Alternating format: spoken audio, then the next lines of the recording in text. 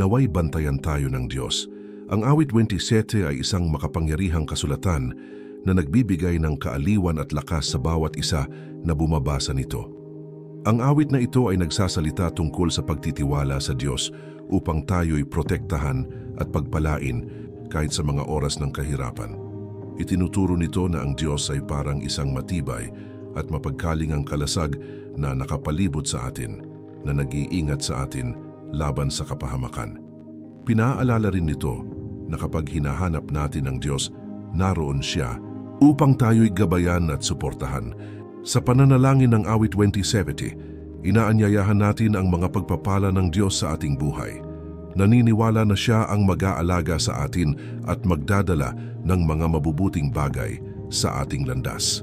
Kaya, samahan ninyo akong ipanalangin ang awit na ito at masdan kung paano dumarating ang mga pagpapala ng Diyos sa ating mga buhay. Magsimula tayo sa pagpapahayag ng ating pananampalataya sa mga komento sa ibaba. Isulat ninyo ang isang makapangyarihang pangungusap na nagsisimula sa inyong pangalan. Kasunod ang, naniniwala ako sa Diyos. Amen. Kapag isinulat ninyo ito, para bang kayo mismo ay tuwirang nakikipag-usap sa Diyos. Tayo'y magpahayag ng ating pananampalataya dito mismo sama-sama. Pagkatapos tayo'y dadako sa isang makabuluhang panalangin batay sa awit na ito. Sa huli, ipapanalangin din natin ang mga kahilingan na inyong isinumite. Kung marinig ninyo ang inyong kahilingan na nabanggit, mangyaring magkomento ng o naisama ang aking panalangin. Kung hindi ito nabanggit, isulat ninyo ang inyong partikular na kahilingan upang maisama natin ito sa mga susunod na video. Manatili hanggang sa huli upang masiguro na hindi ninyo mamimiss ang alinmang bahagi ng ating pagtitipon. Tandaan ninyong pindutin ang like button kung nakatagpo kayo ng halaga sa video na ito.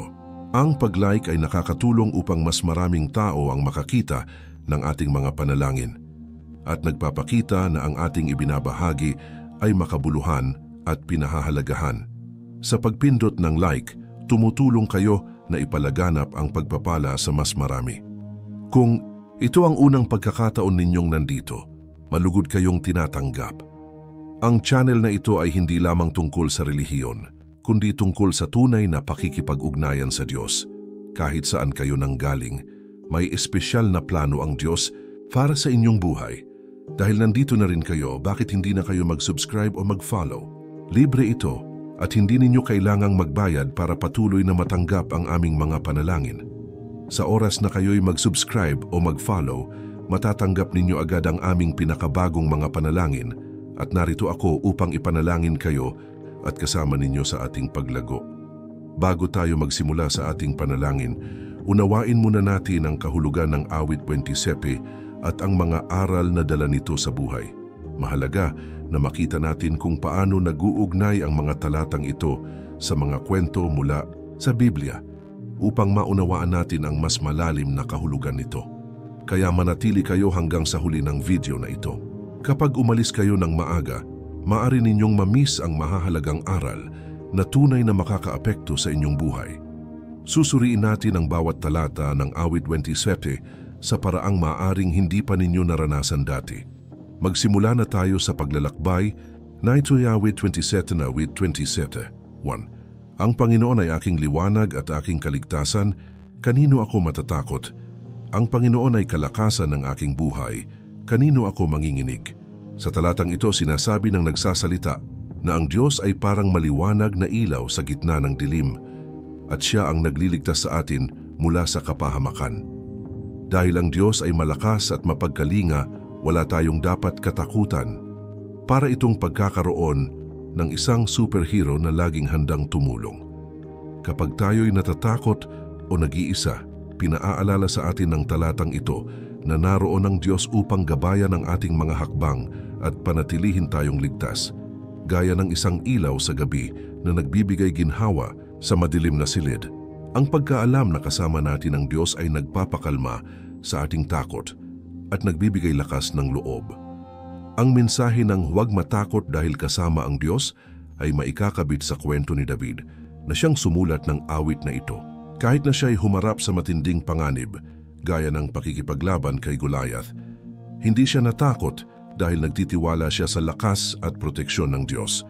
Itinuturo nito na ang pagtitiwala sa Diyos ang nagbibigay sa atin ng tapang upang harapin ang ating sariling mga hamon ng may pananampalataya at kumpiyansa. Awit 27 na hinfan down. Nang dumating sa akin ang masasama, ang aking mga kaaway at mga kalaban, upang lamunin ako, sila'y natisod at nangabuwal. Dito, inilalarawan ng nagsasalita kung paanong sinikap ng kanyang mga kaaway. Nasaktan siya ngunit sila'y nabigo. Para itong may gustong pabagsakin ka, pero sila mismo ang natapilok. Naniniwala siyang ang Diyos ang naging dahilan upang mabigo ang kanyang mga kaaway dahil siya ang nagpoprotekta sa kanya. Pinaalala ng talatang ito na kapag may mga taong o problemang laban sa atin, ang Diyos ay parang kalasag na nagpapatisod sa mga ito bago pa man tayo maabot. Sa tulong niya, ang mga bagay na nagtangkang pabagsakin tayo ay hindi magtatagumpay. Si David na maraming kaaway, kabilang si Haring Saul na naghangad na siya'y saktan, marahil ay naalala ang mga karanasang iyon nang isinusulat niya ito. Kahit laging nasa panganib, madalas siyang makaligtas na nagpapakita na tama ang kanyang pagtitiwala sa proteksyon ng Diyos. Hinihikayat din tayo nito na kahit anong banta, lagi tayong binabantayan ng Diyos. Awit 27:3. Bagaman isang hukbo ang humaharap laban sa akin, hindi matatakot ang aking puso. Bagaman bumangon ang digmaan laban sa akin, gayon ako'y may pagtitiwala. Ipinapakita ng talatang ito na kahit isang buong hukbo ang lumaban sa nagsasalita, tumatanggi siyang matakot. May kumpiyansa siya dahil alam niyang kasama niya ang Diyos. Para itong nasa gitna ka ng isang nakakatakot na tao-tao, ngunit matapang ka dahil may isang malakas na tagapagtanggol na nakatayo sa iyong tabi. Itinuturo nito na manatili tayong kalmado at may tiwala kahit sa gitna ng malalaking problema o nakakatakot na sitwasyon. Ang pagkaalam na kasama natin ang Diyos ay nagbibigay sa atin ng tapang na para bang may makapangyarihang kaibigan na nakatabi sa buong Biblia. Madalas na humarap ang bayan ng Diyos sa mga labanan na tila imposibleng mapanalunan. Ngunit sa tulong ng Diyos ay nagtatagumpay sila. Ipinapakita nito na gaano man kalaki ang ating mga problema, makakaya natin itong harapin nang may kumpiyansa kapag kasama natin ang Diyos. Awit 27:4. Isang bagay ang aking hinihiling sa Panginoon, iyon ang aking hahanapin, na ako'y makatahan sa bahay ng Panginoon sa lahat ng mga araw ng aking buhay, upang aking masdan ang kagandahan ng Panginoon at upang magsiyasat sa kanyang templo. Ibinabahagi dito ng nagsasalita ang kanyang pinakamalaking hangarin, ang manirahan sa presensya ng Diyos magpakailanman. Nais niyang masdan ang kagandahan ng Diyos at higit na makilala siya, para itong pagnanais na manatili sa isang kahangahangang lugar kung saan laging ligtas, masaya at napapaligiran ng kabutihan. Pinaalala sa atin ng talatang ito na pag-isipan kung ano talaga ang pinakamahalaga. Ang pagiging malapit sa Diyos at ang pagkatuto ng kanyang mga daan ay nagdadala ng kapayapaan at kagalakan, tulad ng pagiging ligtas at minamahal sa isang magandang tahanan. Noong sinaunang panahon, pumupunta ang mga tao sa templo upang lumapit sa Diyos, humanga sa kabanalan nito at hanapin ang kanyang karunungan. Sa parehong paraan, makakahanap tayo ng kagalakan at kapayapaan kapag hinahanap natin ang kalapitan ng Diyos, nakikita ang kanyang kabutihan sa mundo at natututo mula sa kanyang mga turo. Awit 27:9. Sapagkat sa araw ng kasakunaan ay itatago niya ako sa kanyang kublihan. Sa lihim ng kanyang tabernakulo ay itatago niya ako. Itataas niya ako sa ibabaw ng isang bato. Naniniwala ang nagsasalita na sa panahon ng kagipitan, itatago siya ng Diyos sa isang ligtas na lugar, parang isang kublihan, at itataas siya sa ibabaw ng bato, lampas sa maaabot ng panganib, para itong pagkakaroon ng lihim na taguan na hindi matatagpuan ng mga kaaway at pagtataas sa isang mataas na lugar na hindi mararating ng mga problema. Tinitiyak ng talatang ito na may nakahandang kanlungan ang Diyos para sa atin sa mahihirap na oras. Nakaaliw isipin na may ligtas tayong lugar kung saan hindi tayo maabot ng kapighatian. Sa kasaysayan, Ang mga tao ay naghahanap ng proteksyon sa mga matataas na kuta o matitibay na lugar tuwing may digmaan. Ganoon din, ang imahe ng pagtataas sa isang bato ay nagpapaalala na ang Diyos ang nagbibigay ng katatagan, kaligtasan at lakas kapag tayo'y may hinaharap na pagsubok. Awit 27 na Fisa, at ngayoy itataas ang aking ulo sa mga kaaway sa palibot ko, kaya't ako'y maghahandog sa kanyang tabernakulo ng mga hain ng kagalakan. Ako'y aawit, oo, ako'y aawit ng mga papuri sa Panginoon. Sinasabi dito ng nagsasalita na siya'y itataas ng Diyos ng higit sa kanyang mga kaaway. Para itong itinataas ka sa isang mataas na swing kung saan hindi ka na maaabot ng mga bagay na dati nakakatakot. Dahil siya'y ligtas at masaya, nais niyang umawit at magdiwang sa bahay ng Diyos. Ipinapakita nito na kapag naramdaman natin ang proteksyon at pagmamahal ng Diyos, maaari tayong magalak at magdiwang kahit napapalibutan tayo ng problema. Ang pagkanta at kagalakan ay paraan upang pasalamatan ng Diyos sa kanyang tulong at maramdaman palalo ang ating lakas. Sa Biblia, madalas na ipinagdiriwang ng mga tao ang tagumpay sa pamamagitan ng musika at pag-awit, gaya ni Miriam at Moises, pagkatapos nilang makatawid sa dagat na pula. Ang mga pagdiriwang na ito ay nagpapaalala sa atin na maaari rin o nating ipahayag ang ating kagalakan at pasasalamat sa Diyos sa pamamagitan ng papuri kapag nakalampas tayo sa mga pagsubok sa kanyang tulong. Awit 27:7. Dinggin mo, O Panginoon, ang aking tinig nang ako'y tumatawag, mahabag ka rin sa akin at sagutin mo ako. Sa talatang ito, hinihiling ng nagsasalita na pakinggan siya ng Diyos kapag siya'y tumatawag at kaawaan siya sa pamamagitan ng pagsagot sa kanyang panalangin. Para itong kapag kailangan mo talaga ng tulong at sumisigaw ka sa taong pinagkakatiwalaan mo, umaasang maririnig ka niya at darating upang tumulong. Itinuturo nito na lumapit tayo sa Diyos sa oras ng ating pangangailangan, nagtitiwalang naririnig niya tayo at tutugon siya. Nakaaliw malaman na maari tayong laging tumawag sa Diyos at palagi siyang nariyan para sa atin. Sa buong Biblia, maraming tao ang tumawag sa Diyos sa panahon ng kanilang pangangailangan. Halimbawa, nanalangin si Jonas mula sa loob ng malaking isda at narinig siya ng Diyos. Hinihikayat tayo nito na manalangin. Nagtitiwalang nakikinig ang Diyos at may malasakit sa ating mga pangangailangan. Awit 27:8. Nang sabihin mo, hanapin ninyo ang aking mukha, ang puso ko'y sumagot sa iyo. Ang iyong mukha, Panginoon, ay aking hahanapin. Dito, narinig ng nagsasalita na inaanyayahan ng Diyos ang mga tao na hanapin siya at siya'y tumugon na laging hahanapin ang Diyos.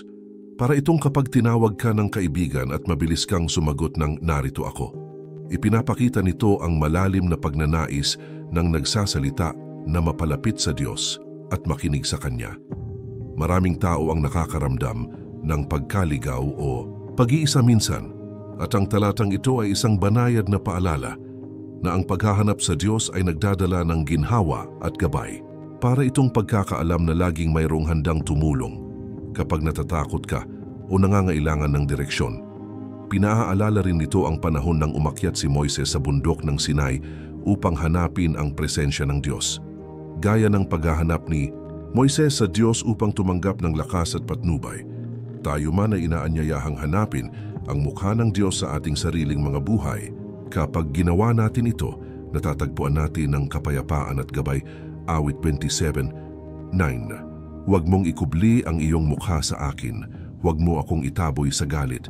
Ikaw ang naging aking tulong, huwag mo akong iwan ni pabayaan, O Diyos ng aking kaligtasan.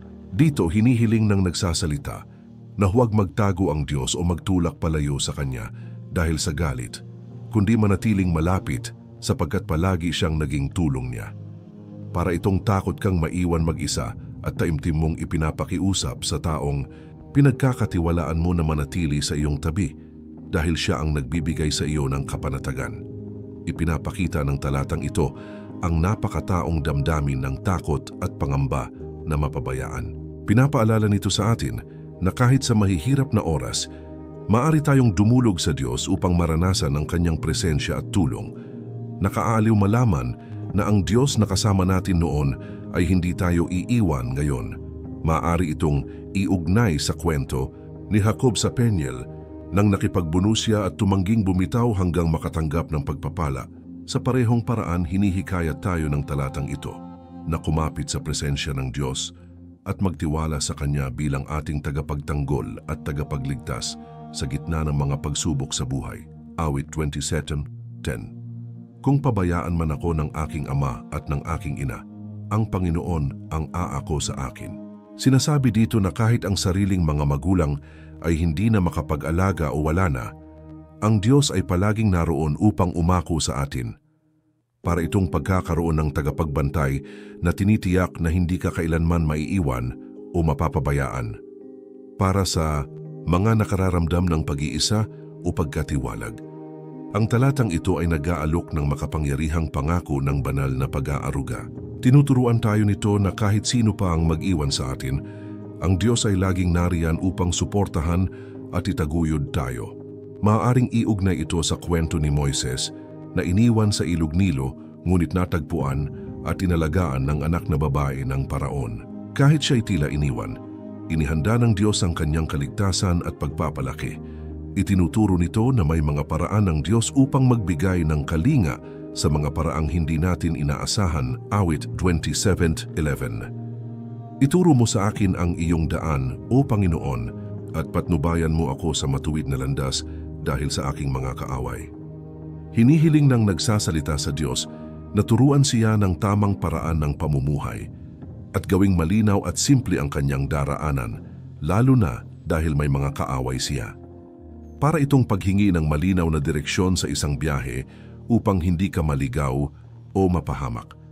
Napakahalaga ng talatang ito para sa mga naguguluhan o nag-aalala kung tama ba ang kanilang mga desisyon. Pinapaalala nito na ang Diyos ang maaaring gumabay sa atin kahit sa pinakamahirap na oras. Ang aral na ito ay kauri ng paglalakbay ng mga Israelita sa ilang. Nang pinatnubayan sila ng Diyos sa pamamagitan ng ulap sa araw at haliging apoy sa gabi, ipinapakita nito na ang Diyos ay nagbibigay ng kaliwanagan at direksyon upang malampasan natin ang mga hamon sa buhay. Awit 27:13. Huwag mo akong ibigay sa kalooban ng aking mga kaaway, sapagkat nagsibangon laban sa akin ang mga bulaang saksi at silang nanghihinga ng kalupitan. Hinihiling ng nagsasalita na iligtas siya ng Diyos mula sa kanyang mga kaaway at sa mga kasinungalingan na kanilang pinapakalat. Para itong isang bata sa paaralan na humihiling sa guro na pigilan ang mga nambubuli na nagpapakalat ng masasakit na sabi-sabi. Ang talatang ito ay nagsasalita para sa mga nakararanas ng kawalan ng katarungan o panganib. Isa itong panalangin ng proteksyon laban sa pinsala at maling paratang, na nagpapaalala na maaari tayong sumilong sa Diyos kapag may mga nagnanais ng masama sa atin. Ang kwento ni Daniel sa kuweba ng mga leon ay nagpapakita ng katotohanan ito. Sa kabila ng maling paratang, iniligtas ng Diyos si Daniel mula sa kanyang mga kaaway at sa mga leon, na nagpapakita na ang katarungan ng Diyos ay nagtatagumpay kahit sa tila walang pag-asa. Awit 27:13. Kung hindi ako naniwala na makikita ko ang kabutihan ng Panginoon sa lupain ng mga buhay, ako sana'y nanghina. Dito inaamin ng nagsasalita na ang pananampalataya sa kabutihan ng Diyos ang nagpanatili sa kanya na huwag sumuko. Para itong pagsasabing ang pag-asa sa isang mabuting bagay ang nagbibigay ng lakas upang magpatuloy kahit mahirap ang buhay. Para sa sinumang dumaraan sa kahirapan, pinaalala ng talatang ito na ang pananampalataya sa kabutihan ng Diyos ang nagbibigay sa atin ng lakas upang magtiis. Hinihikayat tayo nitong kumapit sa pag-asa para sa magagandang bagay na siyang nagbibigay ginhawa at tibay ng loob. Makikita ito sa kwento ni Job na sa kabila ng matinding pagsubok at pagkawala ay hindi kailanman bumitiw sa kanyang pananampalataya sa kabutihan ng Diyos. Ang kanyang halimbawa ay nagpapakita na ang pananampalataya ay kayang magpanatili sa atin kahit sa pinakamadilim na oras. Awit 27:14. Manghintay ka sa Panginoon, magpakalakas ka at palakasin ang iyong puso. Oo, maghintay ka sa Panginoon. Sa huling talata, ipinapayo ang pagtitiyaga at tapang habang hinihintay ang tulong ng Diyos na nangangakong palalakasin niya ang ating puso. Para itong pagsasabing, maghintay ka sa sorpresa ng may matapang na puso dahil sulit ito. Hinahikayat, nito ang mga nakararamdam ng pagkadismaya o panghihina, na tandaan na darating ang lakas sa tamang oras ng Diyos. Ang kwento ni Noe ay malinaw na halimbawa nito. Matiyaga siyang naghintay na bumaba ang tubig baha, nagtitiwala sa oras ng Diyos. Ipinapakita ng kanyang halimbawa na ang pagtitiyaga at tapang sa paghihintay ay nagdadala ng panibagong buhay at pagpapala. Panalangin pagwawakas na hango sa awit 27 na ngayon, ihanda mo ang iyong puso upang maranasan ang isang bagay na espesyal. Pagkatapos nating manalangin kasama ang awit 27, makikita mo ang tunay na pagkilos ng Diyos sa iyong buhay. Heto ang isang munting paalala. Pakinggan mo ang panalangin ito at sabayan mo ako sa tuwing maaari. Maraming ulit sa loob ng linggo. Ang araw-araw na pakikinig at pananalangin nito ay magpapatibay sa iyo at pupuno sa iyong puso ng kapayapaan. Panalangin. Amang Diyos Panginoon ng aming buhay, pakinggan mo ang aming panalangin. Habang lumalapit kami sa iyo ngayon, ginagabayan ng diwa ng awit 27. O Jehovah, ikaw ang manlilikha ng lahat ng bagay, ang nagpapagaling kapag kami may sakit, ang nagbibigay kapag kami nagkukulang, ang nagdudulot ng kapayapaan kapag kami nababalisa, at ang namumuno ng may dakilang kapangyarihan. Ang iyong mga pangalan, Jehovah Rapha, Jehovah Jireh, Jehovah Shalom, Jehovah Elohim, ay nagpapaalala sa amin ng iyong walang tigil na pag-aaruga at iyong kadakilaan. Ikaw ang saligan ng lahat ng kabutihan at ang ganap na tagapagtanggol sa aming mga landas. Panginoon, humahanga kami sa iyong katapatan, sa iyong kalasag ng proteksyon at sa iyong katuwiran na bumabalot sa buong mundo. Ang iyong mga pangako ay mapagkakatiwalaan at ang iyong mga gawain perpekto. Araw-araw naming nakikita ang iyong likha sa kagandahan ng kalikasan at sa kaayusan ng aming mga buhay, paalala ng iyong pagmamahal at makapangyarihang kamay.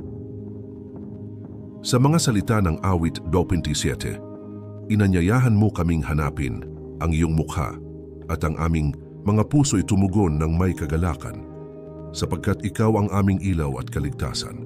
Ang iyong presensya ang nagbibigay sa amin ng tapang at lakas. Itinuturo mo ang tamang daan at itinataas mo kami kapag kami nakakaramdam ng pag-iisa o takot. Panginoon, ikaw ang aming tagapag-alalay, ang umaalalay sa amin kapag kami mahina. Lumalapit kami sa iyo, Panginoon, inaamin ang aming kahinaan at mga pagkakamali. Bilang isang pamayanan at bilang mga individual, lumihis kami sa iyong mga landas at hindi palaging naging mga tagasunod na nais mo, inaamin namin na minsan nanghihina ang aming pananampalataya, nagdadalawang isip ang aming tapang at nawawala ang aming paningin sa iyong pagmamahal at paggabay. May mga pagkakataong humihina ang tiwala namin sa iyong plano, lalo na sa oras ng pagsubok at kawalan ng katiyakan. Nagsisisi kami sa mga sandaling iyon ng pagdududa. Hindi laging madali na makita ang iyong kamay sa lilim ng aming mga takot, ngunit kailangan namin ng iyong liwanag upang kami muling magabayan. Panginoon, patawarin mo kami sa aming mga pagkukulang. Puspusin mo kami ng lakas upang manatiling matatag sa pananampalataya at maging matibay sa pag-ibig.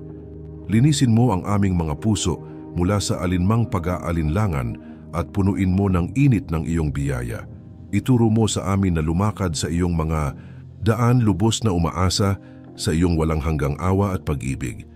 Nagpapasalamat kami, Panginoon, sa iyong pagliligtas noon at sa iyong patuloy na paggabay sa aming mga buhay. Sa bawat hamon na aming hinaharap, ikaw ay nariyan upang kami ituwid. Ang iyong kasaysayan ng katapatan ang nagbibigay katiyakan na hinding-hindi mo kami iiwan. Kinikilala namin at pinasasalamatan ang maraming biyaya na iyong ibinuhos sa amin, mga panalangin sinagot, tulong na dumating sa hindi inaasahan, at kapayapaang nagmumula sa kaalaman na ikaw ay laging naroon. Ang bawat biyaya, maliit man o malaki, ay patunay ng iyong walang hanggang kabutihan at pag-aaruga. Salamat sa iyong pagtitiyaga at wagas na kabutihan na patuloy kahit kami nagkukulang. Ang iyong pag-ibig ay kailanman hindi pumapalya. Ito ang tanging tiyak sa pabago-bagong takbo ng aming mga buhay. Panginoon, hinihiling ko ang iyong gabay, karunungan at lakas sa aking araw-araw na pamumuhay. Ituro mo ang iyong mga daan upang lumakad ako ng may kumpiyansa at biyaya. Tulungan mo akong maunawaan ang iyong mga aral at maisabuhay ang mga ito. Naway maging ilawan ng aking landas ang iyong karunungan at maging gabay upang hindi ako matisod sa malalaki man o maliliit na desisyon. Higit pa sa anumang kayamanan sa mundo, ang iyong gabay ang aking hinahanap araw-araw upang mamuhay ng may kabanalan at katuwiran. Tulungan mo akong harapin ang aking mga hamon at desisyon. Ang iyong kamay ay palaging gumagabay at muli kong hinahanap ang iyong banal na karunungan upang gumawa ng tamang pagpili na naayon sa iyong kalooban. Sa oras ng kalituhan at pangamba, paalalahanan mo ako na ikaw ang Diyos na nagbibigay linaw at layunin. Nanalangin din ako para sa iyong proteksyon. Balutin mo ako ng iyong pag-iingat. Maging kanlungan mo ako laban sa panganib at kasamaan. Tulad ng pastol na nagbabantay sa kanyang kawan, bantayan mo ako at ilayo sa mga patibong ng kaaway. Sa sandali ng kahinaan, maging muog ka na aking matatakbuhan. Itinataas ko rin sa iyo ang pangangailangan ng aking pamilya, mga kaibigan, pamayanan at ng buong mundo. Bawat isa ay may kanya-kanyang laban. Idalangin mo sila ayon sa kanilang pangangailangan. Hipuin mo ang mga sugatan, aliwin mo ang mga nagdadalamhati, at palakasin mo ang mga nanghihina. Makialam ka sa kanilang mga buhay, Panginoon.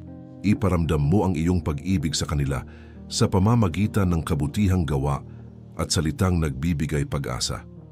Naway makatagpo sila ng kanlungan sa iyo sa oras ng kagipitan at makadama ng kagalakan sa panahon ng lungkot. Sa isang mundong puno ng kaguluhan, nawa ang iyong tinig ang gumabay sa amin patungo sa daan ng kapayapaan at pagkakasundo. Muli kong pinagtitibay ang aking tiwala sa iyong banal na plano, Panginoon. Kahit hindi malinaw ang landas, alam kong kasama kita, gumagabay at nagpoprotekta. Ang iyong plano ay perpekto at sa iyo ko ibinibigay ang aking tiwala. Ipinapangako kong susundin ka at mamuhay ayon sa iyong salita. Tulungan mo akong maging liwanag sa dilim, maging lakas ng loob ng mga nanghihina, at maging tinig ng katotohanan at katarungan. Naway maging patunay ang aking buhay ng iyong walang hanggang pag-ibig at awa habang pinipilit kong sundin ang landas na iyong inilaan para sa akin sa pangalan ni Hesukristo. Aming Panginoon at tagapagligtas, ito ang aming panalangin. Amen. Panalangin sa pagtatapos na hango sa awit 27 gayon, maging handa kang maramdaman ang isang bagay na espesyal.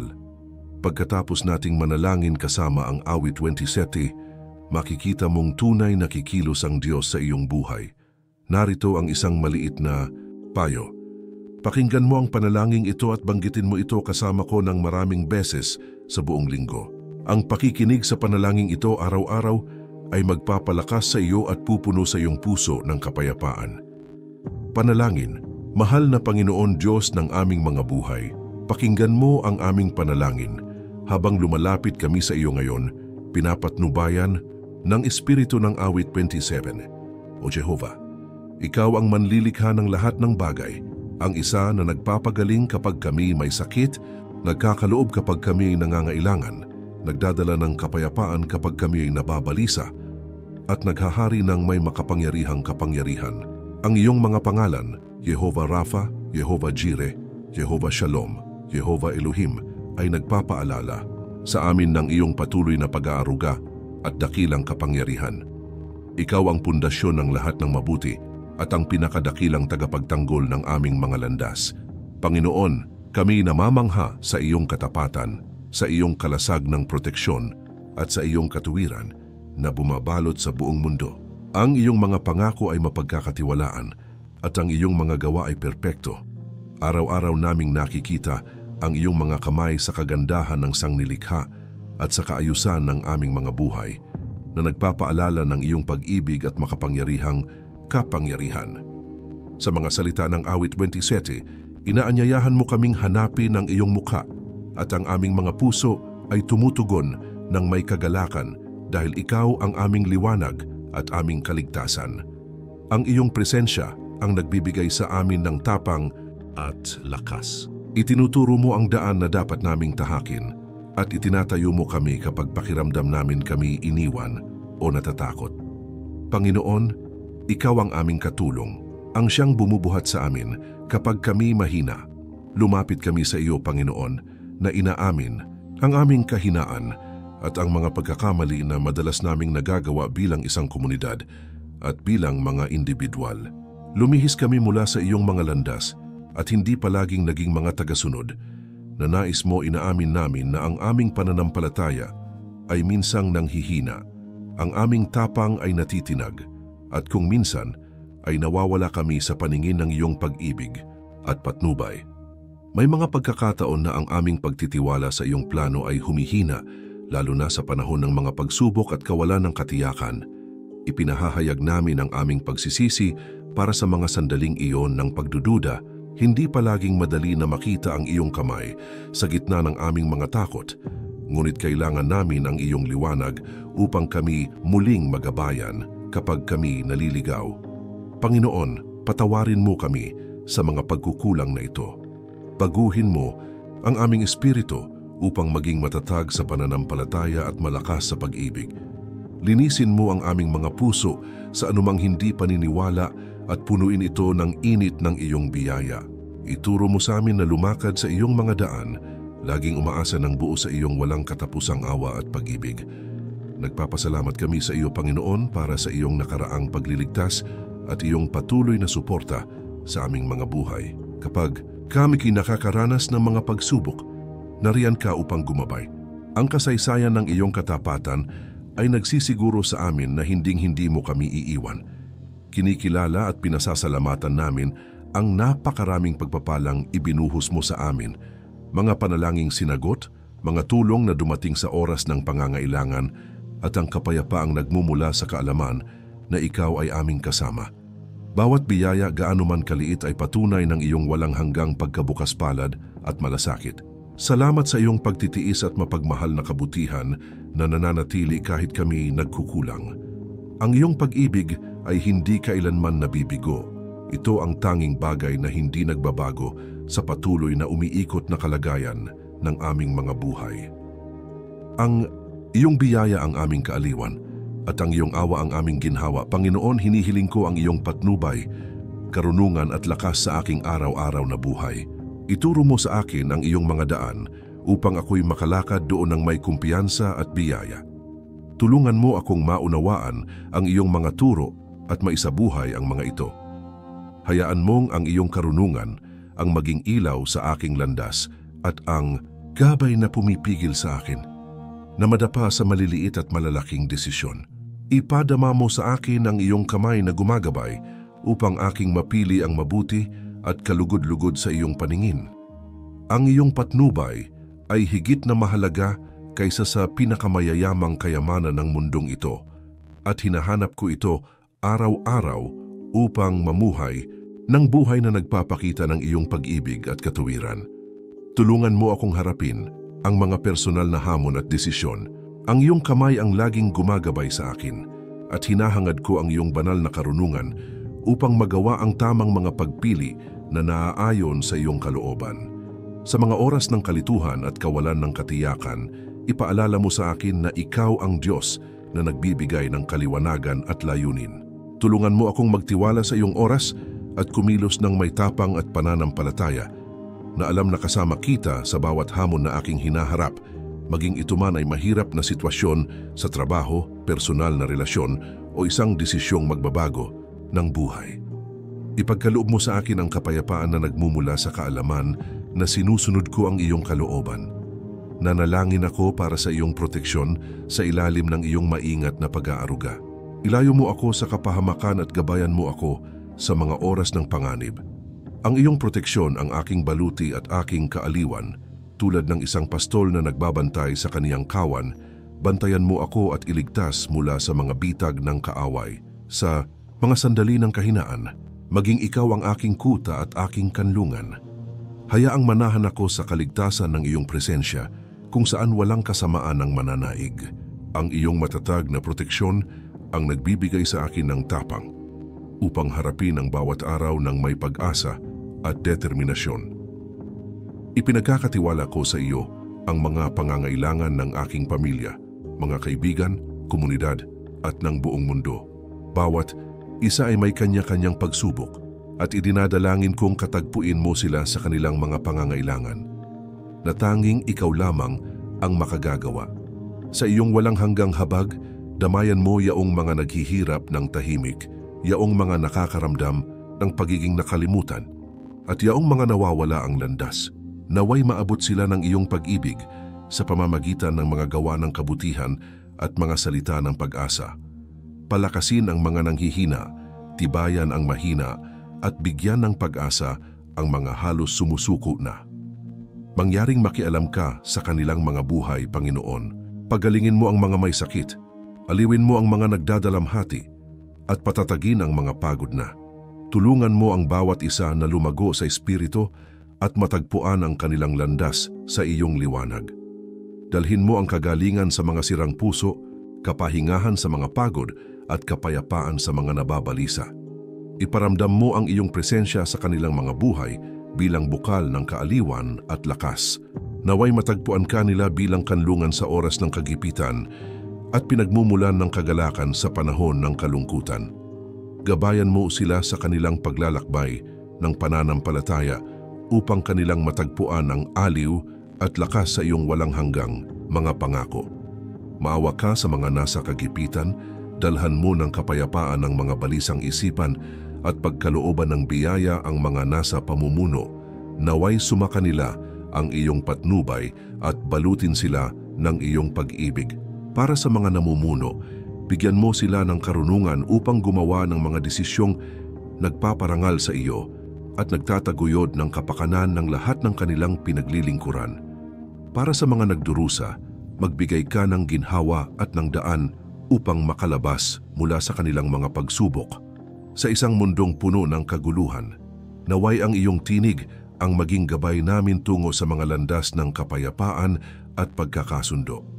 Naway ang iyong biyaya ang maging kalasag ng lahat at ang iyong pag-ibig ang maging ilaw na umaakit sa kanila na lumapit sa iyo.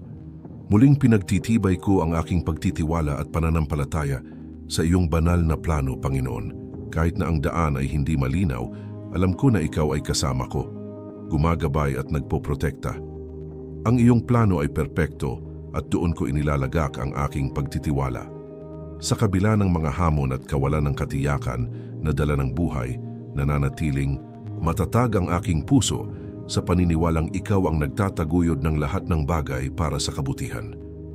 Tulungan mo akong makita ang iyong kamay na kumikilos sa bawat kalagayan at yakapin ang mga aral at mga pagkakataon para sa paglago na dumarating sa bawat pagsubok. Palakasin mo ang aking pananampalataya upang kayanin ang mga unos na may kaalamang ikaw ang aking angkla, kaya't hindi ako matitinag, iniaalay ko ang aking sarili upang sumunod sa iyo at panghawakan ang iyong mga turo. Tulungan mo akong mamuhay araw-araw ayon sa iyong salita, na maghasik ng pag-ibig, kabutihan at katarungan gaya ng itinuro mo sa amin. Gabayan mo ang aking mga gawa at mga salita upang ipakita ang iyong pag-ibig at magbigay luwalhati sa iyong pangalan. Pagkalooban mo ako ng kapangyarihan upang maging ilaw sa gitna ng kadiliman, maging bukal ng kaaliwan sa mga pagod, at maging tagapagtanggol ng katotohanan at katarungan sa isang mundong madalas nakakalimot sa iyong mga daan. Nawai ang aking buhay ay maging patotoo ng iyong walang hanggang pag-ibig at awa habang sinusundan ko ang landas na iyong inilatag sa aking harapan.